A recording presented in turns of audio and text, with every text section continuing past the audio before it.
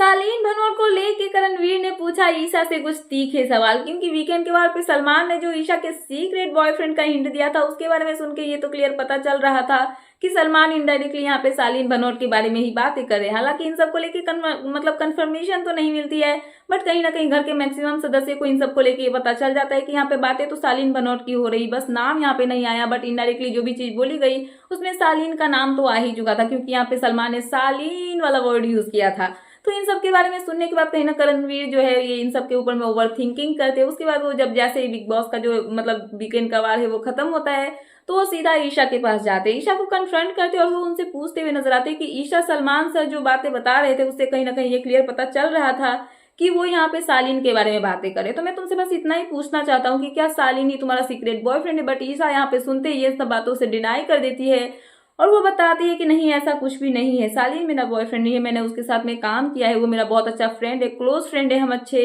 और बहुत अच्छे वाले फ्रेंड है और उसके अलावा हमारे बीच में कुछ भी नहीं है और बॉयफ्रेंड गर्लफ्रेंड वाला तो मतलब एंगल जो है वो तो है ही नहीं। बट यहाँ पे करणवीर उनको और ज्यादा पिन करते हुए नजर आते हैं, पूछते हुए नजर आते हैं और वो एक पॉइंट बताते हैं जहाँ पे वो बताते हैं कि जब वो KQ में थे, आई मीन खतरों के खिलाड़ी में, यस सो खतरों के खिलाड़ी में जब करणवीर थे तो कहीं ना कहीं जो सालीन है वो भी उनके साथ में थे और जब भी कोई मतलब टास्क होता था या फिर टास्क के पहले या फिर कोई भी फ्री टाइम होता था तो सालीन जो है वो साइड में जाते थे और किसी ईशा नाम की लड़की से बहुत लंबा कन्वर्सेशन करते थे, उनके बीच में बहुत लंबी टॉक होती थी और करणवीर इन सब बातों को लेके यहाँ पे ईशा को बताते और उनको मतलब बोलना होता है कि क्या वो जो ईशा नाम की लड़की से वो बात करते थे क्या वो ईशा सिंह ही थी, क्या ये जो बिग बॉस में ईशा है वही ईशा थी? बट ईशा इन सब बातों को यहाँ पे डिनाई करती हुई नजर आती है। ईशा बताती है कि नहीं वो ईशा मैं नहीं थी, क्योंकि जरूरी नहीं है कि दुनिया में बस एक ही ईशा हो और वो मैं ही ईशा हूँ, बहुत और भी लड़कियां हो सकती है जिनका नाम ईशा और हो सकता है कि वो किसी और ईशा से बात करता हो। बट करणवीर यहाँ पे कहीं ना कहीं ईशा के ऊपर में डाउट करते हैं कि ईशा यहाँ पे झूठ बोल रही है और साथ में यहाँ पे ईशा करणवीर को ये भी बताती है कि सलमान ने जो यहाँ पे डिस्क्रिप्शन दिया मेरे मतलब सीक्रेट बॉयफ्रेंड के बारे में,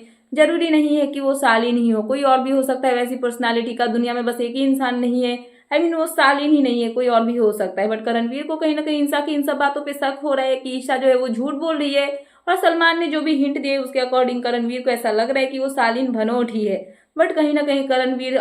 करणवीर की बातें तो छोड़ो, बट जो भी यहाँ पे सलमान ने जो वीकेंड के बारे पे कहा है वो सुन के इतना तो क्लियर पता चल रहा है कि ये जो बातें हुई थी ईशा या फिर उनके सीक्रेट बॉयफ्रेंड के बारे में वो बिग बॉस के सीजन के स्टार्टिंग टाइम में हुई थी जब एलिस भी थी। बट कहीं ना कहीं बिग बॉस के बारे में ये समझ में नहीं आया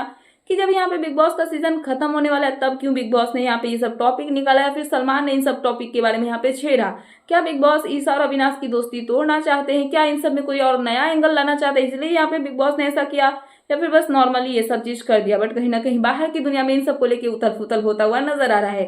सो देखना इंटरेस्टिंग होगा कि इन सब के बाद घर का जो समीकरण है वो कैसा होता है, मतलब